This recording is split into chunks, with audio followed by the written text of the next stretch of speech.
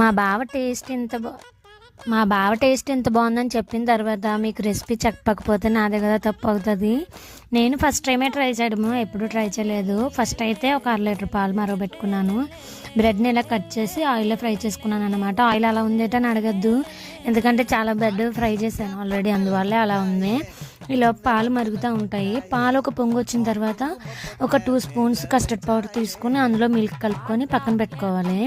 పాలు ఇలా మరుగుతూ ఉండగా ఏం చేయాలంటే ఈ లోపు కస్టర్డ్ పౌడర్ వేసి తిప్పుకుంటూ ఉండాలన్నమాట. ఆపేమంటే ఉండలు కట్టేస్తుంది. ఇందులోనే కొంచెం షుగర్ కూడా వేసుకోవాలి, ఆ క్లిప్ మిస్ అయినట్టుంది.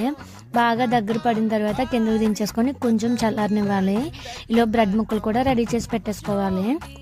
బాగా చల్లారిన తర్వాత అందులోనే ఇప్పుడు మనం ముందుగా రెడీ చేసి పెట్టుకున్నాం కదా, ఆ బ్రెడ్ ఒక్కొక్కటి అరేంజ్ చేసి పెట్టుకుంటే సరిపోతుంది. టేస్ట్ అయితే బాగానే ఉంది, కానీ ఆ బ్రెడ్ సైడ్లు తీసేసి షుగర్ కొంచెం ఎక్కువ వేసుకుంటే ఇంకా బాగున్నాను.